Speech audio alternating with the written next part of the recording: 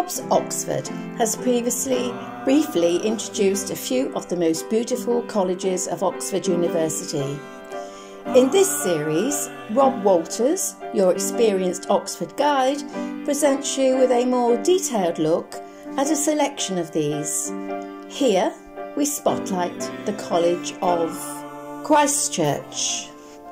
When I'm guiding in and around the College of Christ Church, I often tell visitors that it is not the oldest college, nor the largest, nor is it the most beautiful, but it is the grandest, and you can see that from the drone footage courtesy of Christopher Sullivan of Blue Yonder. First, a little history. The college dates from 1525, when it was founded as Cardinal College by Thomas Wolsey, Lord Chancellor to and second only to King Henry VIII. It was established on land formerly belonging to St. Frideswide's Priory. In fact, the Priory Church became the college chapel and Oxford's Cathedral. However, following Wolsey's failure to arrange the divorce between the king and his first wife, he died, and Henry seized his various assets, including the college, which was subsequently renamed the House of Christ in 1546. Now, let's take a closer look. This is the main entrance and certainly the most impressive. We're viewing it from Pembroke Street, and the tower above the doorway is called Tom Tower, after the bell it contains, Great Tom. The tower was designed by Christopher Wren, and here's how the college looked before its wonderful addition. And here's the main frontage of the college, viewed this time from St. Aldate Street. A little further to the south lies the entrance to the Memorial Gardens, and from there we get our first view of the famous dining room called the Great Hall. We'll take a look inside there later. The Trill Mill stream emerges from its tunnel and crosses these gardens. There's more of that on my video entitled An Insight into Oxford's Secret Tunnel. Leaving the gardens, we encounter a vast open space called Christ Church Meadows. It is overseen by the grand frontage of the 19th century Meadow Building, constructed in Venetian Gothic style during the reign of Henry Liddell as Dean. He was the father of Alice and a senior colleague of Charles Dodgson, a mathematician who invented his own pen name, Lewis Carroll, and of course the strange world of Alice in Wonderland. On the 4th of July, 1862, Alice and her sisters could be seen passing through this gate, accompanied by the author. They were on their way to launch a boat onto the River Thames, and that was the journey that led to the story and finally the book. They followed this walkway which leads down to the River Thames. It's bordered on the left by the extensive meadow, often populated by grazing cattle, and beyond that flows the River Cherwell. However, we're returning to the Meadow Building and then turning to the north to reach the Master's Garden.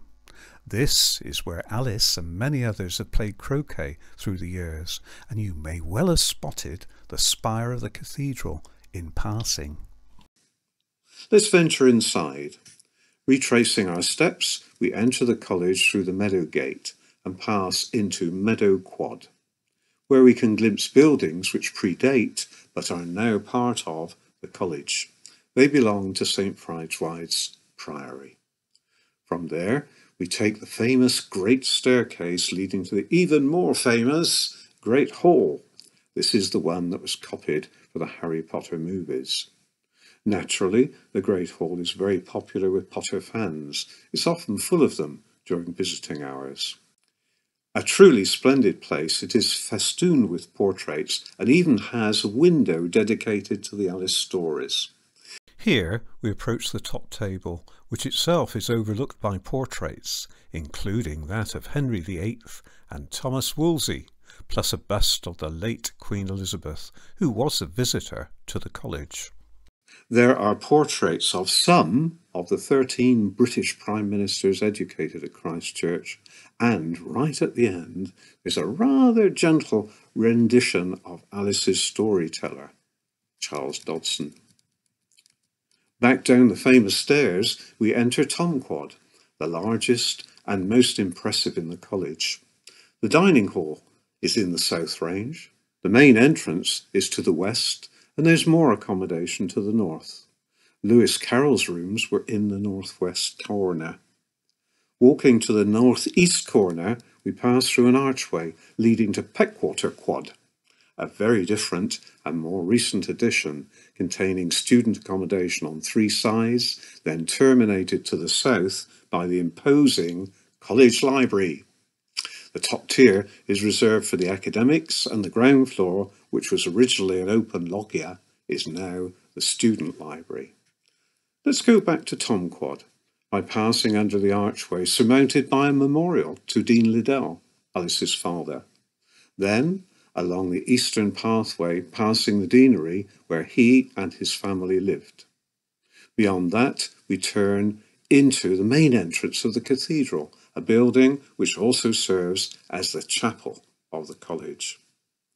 Though the smallest cathedral in the country, it is a beautiful place, combining both classic and Gothic features.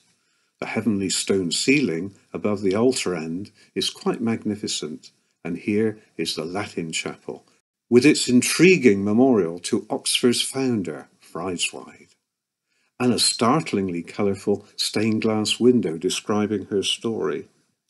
It's by the pre-Raphaelite Oxford artist, Edward Burne-Jones. Crossing in front of the altar, we see the south aisle, with its window featuring Alice's sister, Edith, as St. Catherine.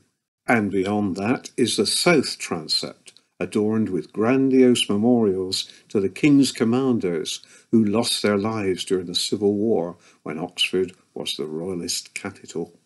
Leaving the cathedral through its southern exit brings us to the cloister, one of the oldest parts of the college and formerly part of Frideswide's Priory.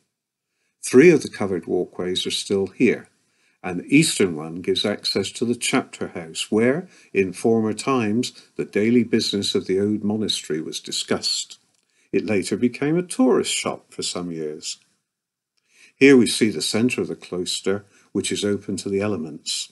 The covered walkway on the western side was removed to accommodate the great staircase and now provides access to that and to the Great Hall.